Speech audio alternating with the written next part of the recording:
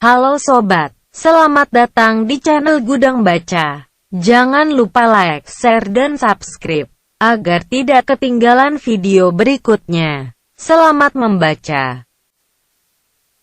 Menelusuri peradaban awal di Kepulauan Indonesia. Sebelum mengenal tulisan, praaksara adalah istilah baru untuk menggantikan istilah prasejarah. Penggunaan istilah prasejarah untuk menggambarkan perkembangan kehidupan dan budaya manusia saat belum mengenal tulisan adalah kurang tepat. Pra berarti sebelum dan sejarah adalah sejarah. Sehingga prasejarah berarti sebelum ada sejarah. Sebelum ada sejarah berarti sebelum ada aktivitas kehidupan manusia. Dalam kenyataannya sekalipun belum mengenal tulisan, makhluk yang dinamakan manusia sudah memiliki sejarah dan sudah menghasilkan kebudayaan. Oleh karena itu, lebih tepat menggunakan istilah praaksara untuk menggantikan istilah prasejarah. Praaksara berasal dari dua kata, yakni pra yang berarti sebelum dan aksara yang berarti tulisan. Dengan demikian zaman praaksara adalah masa kehidupan manusia sebelum mengenal tulisan. Ada istilah yang mirip dengan istilah praaksara, yakni istilah nirleka. Nir berarti tanpa dan leka berarti tulisan. Karena belum ada tulisan maka untuk mengetahui sejarah dan hasil-hasil kebudayaan manusia adalah dengan melihat beberapa sisa peninggalan yang dapat kita temukan. Zaman praaksara dimulai sejak adanya manusia. Pada zaman Neozoikum atau Kainozoikum yang terjadi kurang lebih 65 juta tahun yang lalu, bumi sudah mulai stabil, sehingga kehidupan semakin berkembang.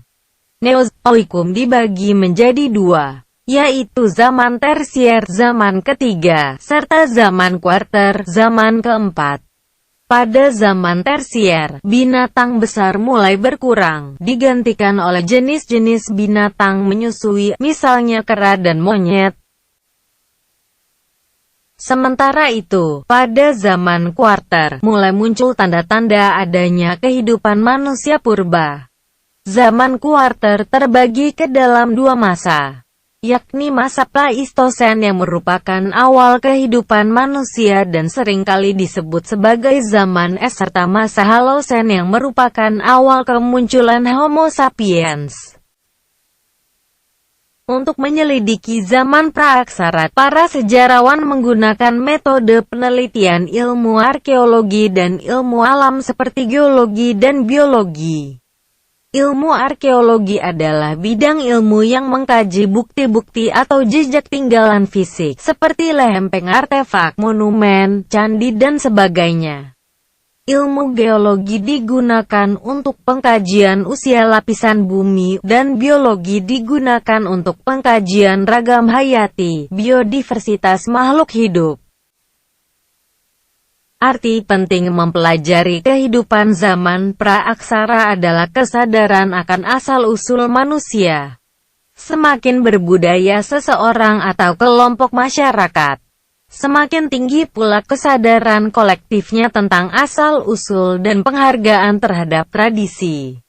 Manusia yang melupakan budaya bangsanya akan mudah dipengaruhi oleh budaya asing yang lebih kuat, sehingga dengan sendirinya kehilangan identitas bangsa. Jadi bangsa yang meninggalkan tradisi nenek moyangnya akan mudah diatur oleh budaya dominan dari luar yang bukan miliknya.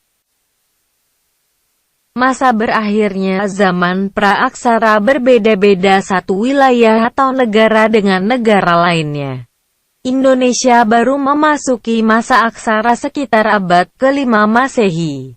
Hal ini jauh lebih terlambat bila dibandingkan di tempat lain misalnya Mesir dan Mesopotamia yang sudah mengenal tulisan sejak sekitar tahun 3000 sebelum Masehi.